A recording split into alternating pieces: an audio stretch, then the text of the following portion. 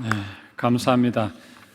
지난 시간에 저희가 누가 진정한 아브라함의 후손인가에 대해서 말씀을 드렸습니다. 진정한 아브라함의 후손이며 하나님의 자녀된 자는 아브라함과 이삭을 이어지는 혈통으로의 유대인도 아니고 또 아브라함과 이스마엘로 이어지는 이스마엘의 후손도 아니다.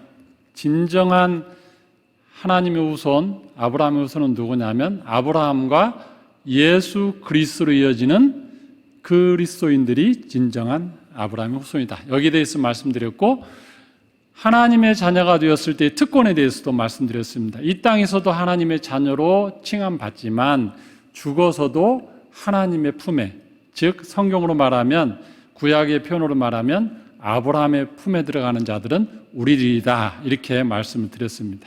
이제는 오늘은 아브라함의 후손이 된 자의 의무에 대해서 좀 한번 말씀을 드리려고 합니다. 우리에게 특권만 있는가? 하나님의 자녀가 되고 죽어서 천국의 백성이 된 자들에게는 하나님이 뭔가 의무를 주지 않나? 여기에 대해서 오늘 말씀을 드리려고 하는데 사도행전 바울의 모습을 보고 말씀을 드리려고 합니다. 오늘 본문의 말씀은 바울이 에베소 교회를 떠날 때의 모습을 그리고 있습니다. 마지막 그의 모습이 어떻게 되었는가 기록하고 있는데, 사실은 우리도 언젠가는 이 땅을 다 떠나야 되고 가족과도 떠나야 되고 교인들과도 떠나야 되고 계속 그 과정을 겪을 건데 크게 생각할 필요 없습니다. 사실은 한 해 한 해 우리는 죽어가고 있어요. 한 해 한 해 우리의 남은 시간이 줄어들고 있고, 이것이 쌓여서 2029년이 될지 아니면 2031년이 될지 언젠가 그 마지막 해가 나의 마지막 모습이 되는 해가 될 거예요. 이제 연말이 다가왔는데 한번 이 연말에 우리의 모습을 살펴보면 지금의 우리의 모습이 마지막 나의 모습입니다. 아니야, 나의 모습은 다를 거야. 지금은 내가 바빠서 뭔가 이렇게 하니까 이렇지만 내가 마지막 주님 앞에 갈 때는 내가 뭔가 멋있게 헌신하고 멋있게 멋있는 모습으로 주님 앞에 아멘 하면서 갈 거야.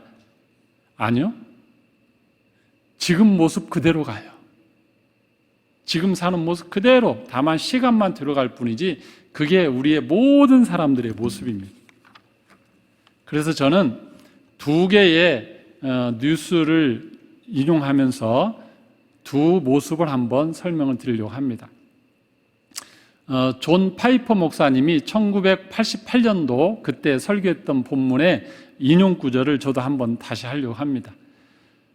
그때 당시에 리더스 다이제스트라는 책이 굉장히 유행했어요. 저도 대학 시절에 그 책을 많이 봤는데 그 책 제목이 뭐였냐면 이른 은퇴, 이른 시각, 이른 은퇴, 이런 제목이었습니다. 제가 읽은 게 아니고 존 파이퍼 목사님이 인용한 거예요.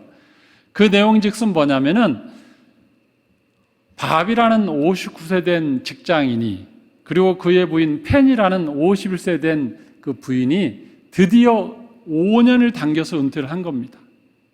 본인이 본래 64세, 65세에 은퇴하려고 했던 것을 성공적으로 은퇴를 준비를 잘해서 59세에 은퇴를 했어요. 그리고 어디로 갑니까? 미국 사람들이 은퇴하고 가장 가고 싶어하는 곳이 어딘지 아세요? 플로리다라는 곳입니다. 그곳으로 갔어요. 가서 좋은 집을 샀어요. 그리고 그 바닷가에서 즐기기 위해서 보트를 하나 샀습니다. 그리고 은퇴해서 온 많은 사람들과 같이 그곳에서 소프트볼을 하고 즐거운 시간을 보냅니다. 리더스 다이제스트 기사가 가서 묻습니다. 취미생활이 뭡니까? 물으니까 거기에서 조개 껍질을 모으고 있습니다. 아주 특이한 조개 껍질을 모아서 이 집에 전시해 놓은 모습을 보고 자랑을 했습니다. 그거를 다이제스트 기자가 보고 성공적인 은퇴자 하고 그걸 보냈습니다. 그걸 본 수많은 미국의 그 독자들, 한국의 독자들이 나는 언제쯤이나 저렇게 은퇴하고 즐거운 삶을 살까?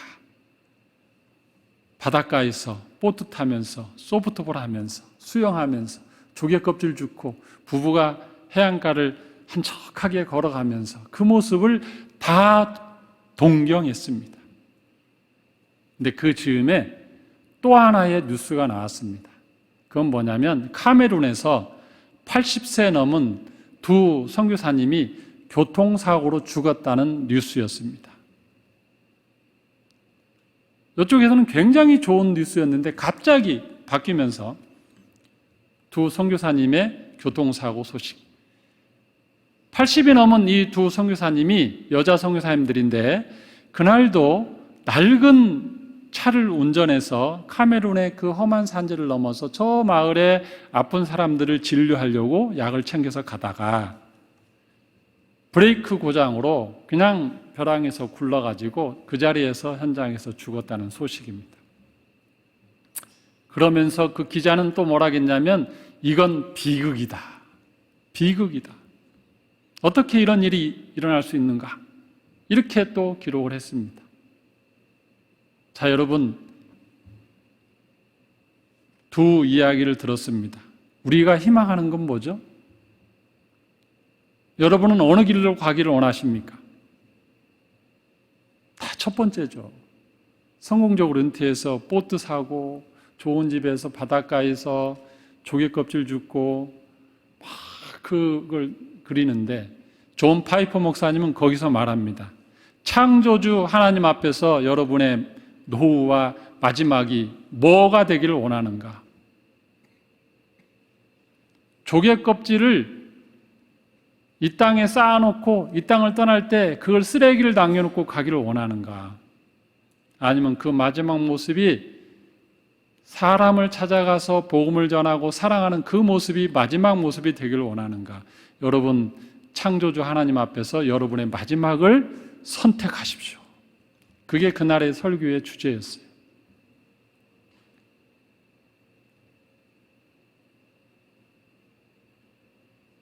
무엇이 희극이고 무엇이 비극입니까? 세상 사람들은 밥과 페니를 희극이라 할 것이고 두 선교사님은 비극이라 할 것입니다. 그러나 하나님 앞에서 볼 때는 무엇이 희극이고 무엇이 비극입니까? 세상 사람들은 그 희극을 쫓아서 밥과 페니처럼 그 삶을 목표로 한다 할지라도 최소한 우리 크리스찬들은 이제 하나님의 자녀가 되었다면 하나님이 기뻐하는 삶이 뭔지 정도는 자기의 인생의 가치관을 가지고 살아야 되지 않는가? 여기에 대해서 오늘 말씀드리는데 이 시각을 가지고 오늘 본문을 보면은 이 본문이 그냥 저절로 해석이 됩니다. 자세하게 풀지 않아도 이 관점을 가지고 이 에베소 교회를 떠나는 바울의 마음을 읽을 수가 있어요. 여러분, 에베소 교회는 어떤 교회입니까?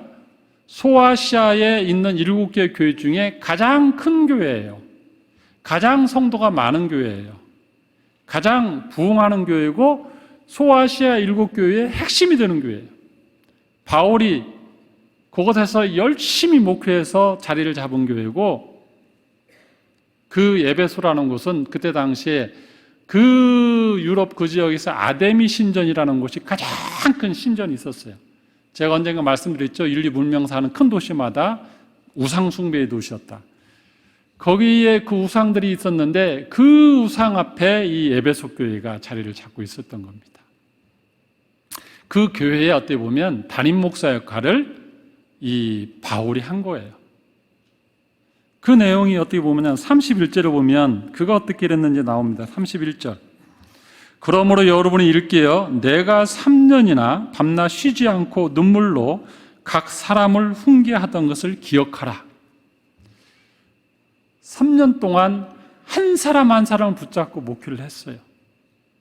바울이 얼마나 바쁜 사람입니까? 얼마나 많은 선교여행을 갖고 얼마나 많은 교회를 세웠고 얼마나 많은 교회에 편지를 쓰고 신경을 많이 썼습니까? 그런데 그럼에도 불구하고 이 에베소 교회만은 바울의 특별한 곳입니다. 그냥 그의 애정이 듬뿍 담겨 있는 곳, 그곳에서 삶이 녹아나는 곳, 그냥 가족과 같은 교회였어요. 편지 써서 보내는 것이 아니고 그냥 그 앞에서 1대1로 만나서 서로 이야기하는, 그리고 나름 성공한 교회입니다. 근데 어느 날 갑자기 바울이 말합니다. 22절에 보니까 보라, 이제 나는 성령에 매여 예루살렘으로 가는데 거기서 무슨 일을 당할는지 알지 못하는도다. 오직 성령이 각 성에서 내게 증거하여 결박과 환난이 나를 기다린다 하시나. 아니, 지금 에베소 교회에 있으면 성공적인 목회자예요. 그 다음에 주변에 있는 교회들을 편지하면서 자기 디모데나 누구 제자들 보내면서 지교회처럼 이렇게 하고 있고 성공적인 선교사예요. 그곳에 계속 있으면 목숨이 안전해요. 그리고 그곳에서 계속 나이 먹어 은퇴하면 노후에 뭐가 걱정입니까? 그렇게 안락하게 자기 생애를 마무리하고 충분히 젊은 날에 고생했던 것도 이제 어느 정도 안정된 교회 안에서 그렇게 보호받으며 그렇게 살 수 있는 그런 위치였습니다. 그런데 갑자기 22절, 23절, 나는 여기를 떠날 거다. 나는 예루살렘으로 갈 거다. 예루살렘 가면 알아주나요? 거기는 제가 얼마 전 말씀드렸죠. 예수님 동생 야고보가 딱 자리 잡고 있는 곳이고, 그는 가면은 약간 객처럼 된 그 자리예요. 거기에 가면 누가 있습니까? 바리새 출신들의 기독교인들, 바리새들이 꽉 잡고 바울만 오면은 어떻게든지 결단 내겠다고 아주 그런, 어떻게 보면 사자 소굴 같은 곳이에요. 근데 거기를 가겠다는 겁니다. 그 표현도 그렇습니다. 거기에 가면 환난이 있을 것이다. 나에게 결박이 있을 것이다. 그리고 24절에 보면 이렇게 또 말합니다. 내가 달려갈 길과 주 예수께 받은 사명 곧 하나님의 은혜의 복음을 증거하는 일을 마치려 하면은 나의 생명조차 조금도 귀한 것으로 여기지 아니하노라. 생명조차 조금도 귀한 것으로 여기지 않는다. 암시하는 게 뭡니까? 죽으러 가는 거예요. 이 일에 가면 결박당하고 환난을 당할 뿐만 아니라 결국에는 내가 죽을 수도 있다. 그러나 나는 이 길을 간다.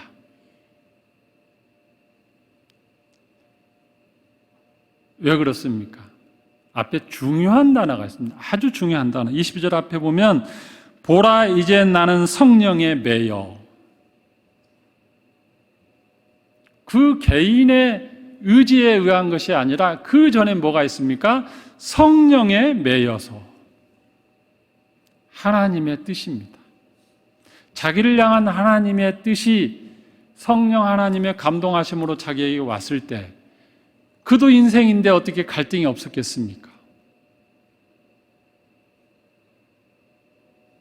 자기가 믿었던 예수 그리스도도 그 십자가의 길을 갔고, 사도 야고보도 십자가의 그 죽음의 길을 갔고, 수많은 사도들이 다 죽음으로 가는 고난을 받는데 이제 내 차례구나. 내 차례구나.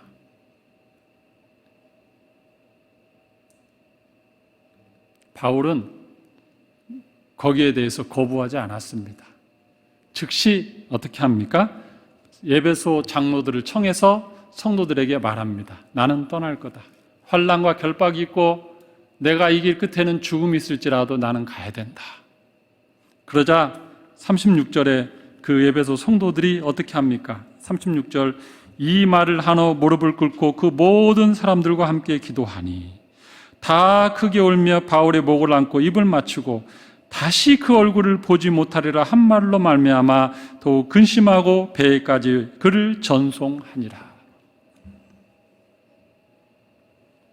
바울은 알았습니다. 여기를 떠나면 이 사랑하는 성도들과 다시는 못 만난다. 자기의 삶이 녹아나고 자기의 모든 그 정이 있었던 그곳을 떠나면 다시는 이들을 못 볼지 알면서도 그 길을 가는 겁니다. 편안한 그 자리를 놓고 가는 거죠. 그거를 또 성도들이 얼마나 마음 아프겠습니까?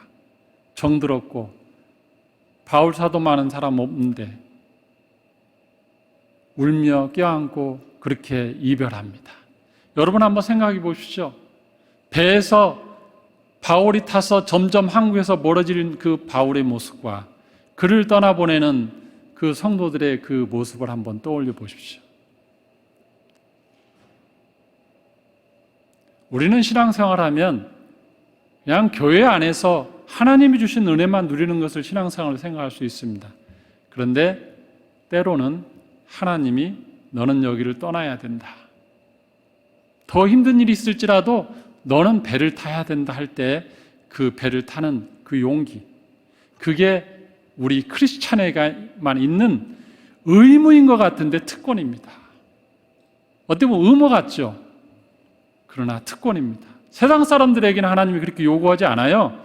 너는 그냥 잘 먹고 잘 살고 그래 은퇴해서 보트 타고 좋은 집에 살고 그래 조개 껍질 줍고, 하나님은 거기에 대해서 너 뭐하라 하지 않아요. 거기는 하나님의 자녀가 아니고 관심 바뀝니다.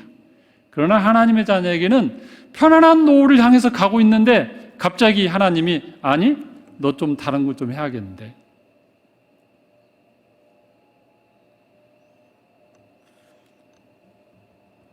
이제 연말이 되면 항상 제가 요즘 기도하는 제목이 있습니다. 오늘 그 주보 광고 보면 재직 세미나라는 게 있죠. 재직 세미나가 뭐죠?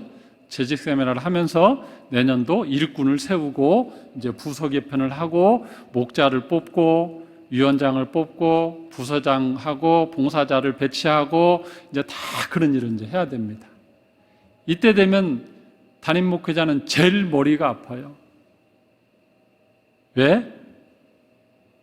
이제 꼭 해야 될 일이 있고 꼭 그 일을 봉사할 사람들이 있는데 안 한다는 분들이 그렇게 많아져. 이제 서서히 전화가 여기저기서 오기 시작합니다. 이미 여러 통 많이 왔습니다. 저 내년에는 이거 못해요. 내년에 이거 못해요. 다 전화가 옵니다. 그러면 이제 저는 고민합니다. 그래, 사정이 있으니까 못하지? 그걸 다 받아들이죠. 왜냐하면 저희 교회 성도님들은 다 훌륭해요. 그래도 지금까지 다 적응 교인인데도 불구하고 역할을 지금까지 굉장히 10년 동안 잘해오셨기 때문에 제가 다 믿습니다. 사정이 다 있죠. 그러나 또 한편에는 또 교회의 사정이 있잖아요. 교회는 또 누군가 또 식당에 가서 누군가 밥을 해야 돼. 누군가 밥을 해야 밥을 먹죠. 국을 끓여야 밥을 먹고 국을 먹고, 누군가 목자를 해줘야 목장이 돌아가고, 누군가 안내위원을 해야 안내위원이 되고, 이 기본적인 또 그게 있죠. 그러니까 성도님들의 형편 생각하면 그래요, 그렇겠네 하고, 또 교회를 생각하면 아니 또 이건 또 해야 돼요. 이 두 개의 어려움이 연말 재직 세미나쯤 될 때는 제가 생각이 나고 고민이 되는 겁니다. 그러면서 생각했습니다. 과연 우리의 모습이, 나의 마지막은 하나님 앞에 어떤 모습일까? 제가 서두에 말씀드렸죠. 나의 마지막 모습은 하나님 앞에서 멋있게 헌신하고 너 잘했다, 참 귀하다, 그런 모습일까요? 아니요. 지금의 모습이 그때 모습이에요. 올 연말에 내가 하는 모습이 나의 마지막 죽을 때의 모습이에요. 미루지 마시고 그때 지금까지, 청년 때부터 지금까지 미뤘잖아요. 하나님 앞에서 내가 뭔가 하고 싶었던 마음을 계속 미뤘잖아요. 내가 직장에 다녀야 되고 뭔가 해야 되고 계속 미뤘잖아요. 이제 은퇴도 앞두고 있을 수 있고 은퇴까지 했잖아요. 또 그러고 미루고 있잖아요. 그럼 뭐 뻔하죠. 내가 죽는 그 마지막 해에도 나는 미루고 있을 겁니다.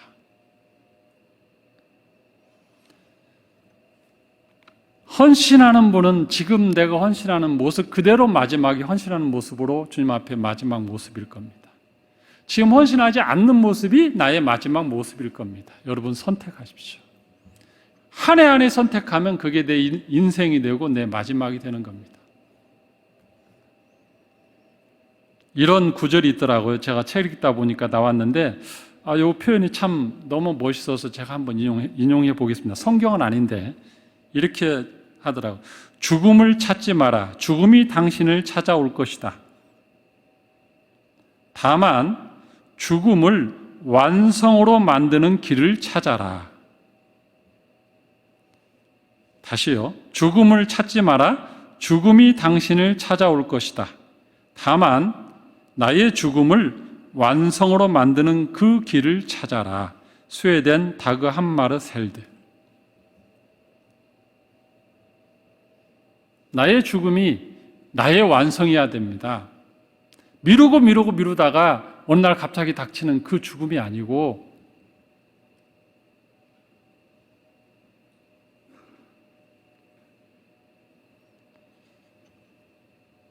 우리 화도교회가, 우리 그 교회 같은 경우는 제가 주중에 다른 프로그램 사실 만들지 않습니다.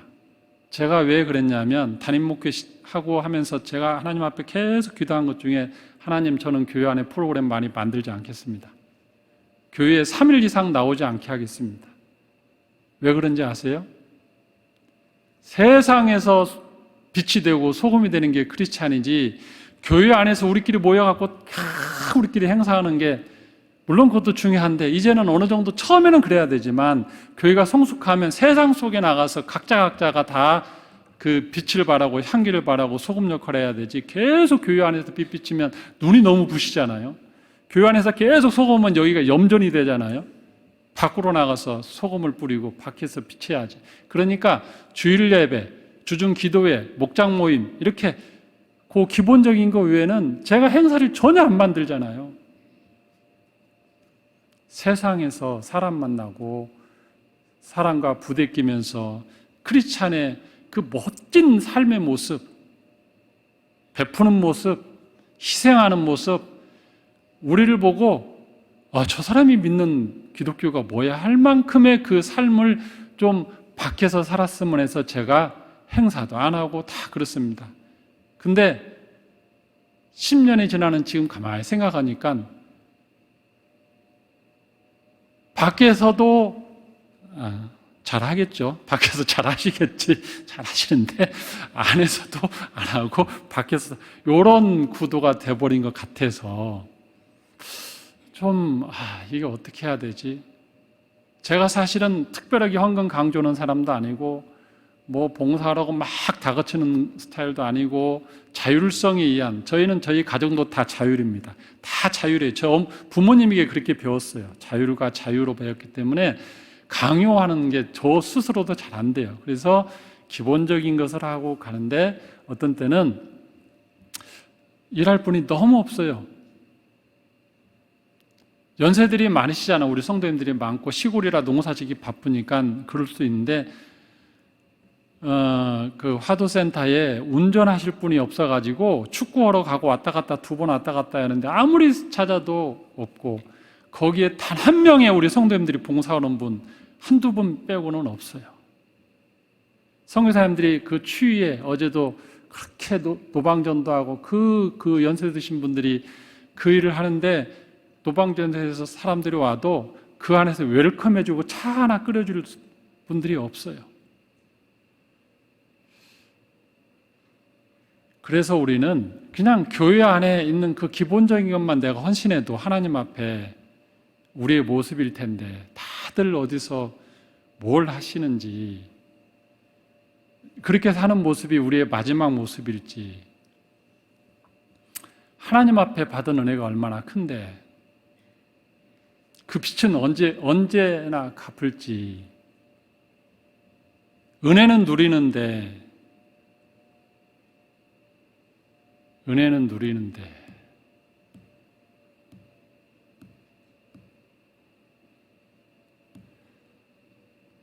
성도 여러분, 미루지 마십시오. 지금 연말 미루면 또 내년도 미루고, 미루다가 마지막 해에 내가 숨이 거두는 그 해까지 미룰 겁니다. 지금 하면 지금의 그 내 모습이 마지막 주님 앞의 모습일 겁니다.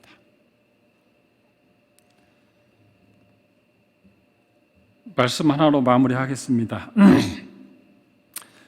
오늘은 그 성경 해석보다는 좀 헌신했던 분들 이야기를 좀 들려주고 설교를 좀 진행하고 마무리하려고 합니다.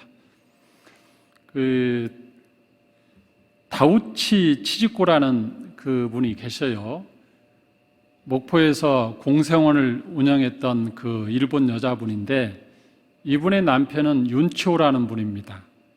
그래서 이분이 이제 그 크리스찬이에요. 일제시대 사업하는 아버지를 따라와서 여기 있다가 목포에서 그 공생원을 하는 그 남편 윤치호 씨를 만나서 결혼해서 그 일제시대 때 계속 그 일을 했어요. 하다가 일제가 이제 우리 해방된 다음에 다시 본국에 돌아갔는데 다시 그 일을 하러 2년 만에 다시 돌아와서 그 일을 계속 했습니다. 고아원을 계속 헌신하고 운영하다가 6.25 때는 또 남편마저 실종이 됐어요. 그런데도 불구하고 본인이 계속 그 일을 했습니다. 그녀는 일본에 가면 사업하던 아버지의 재산도 있고 좋은 환경에서 편히 지낼 수 있었어요. 뭐 여기 있을 아무런 이유가 없습니다. 전쟁이 난 이 나라에 있을 필요도 없어요. 근데 그는 그 공생원에 있는 고아들을 먹여 살리는 게 본인의 크리스찬의 사명으로 알고 그 자리를 지켰습니다. 말이 그렇지 그 수십 수백 명을 계속 먹여 살리는데 돈은 얼마나 들었겠습니까? 본인이 가지고 있는 돈 재산은 다 이제 없어지고 그 고아들을 먹이기 위해서 목포 시장으로 돌아다니면서 거기서 나오는 그 푸성귀들 그걸 다 니아가에 끌어다가 거두어서 애들 시래기죽 끓여서 먹이고 여기저기서 도와주는 거 먹이고 그러니까 그의 별명이 뭔지 아세요? 거지 어머니, 거지 어머니. 완전 거지지 저게 거지 어머니였어요. 근데 그럼에도 불구하고 일본으로 가지 않고 끝까지 이 땅에서 거지 어머니로 살다가 거지 어머니로 이 땅에서 목포에서 죽었습니다. 그의 마지막 모습입니다. 그가 죽고 나자 목포의 공생원 출신들과 그를 바라봤던 시민들이 모였는데 무려 3만 명이 모여서 그의 장례를 치렀다고 합니다.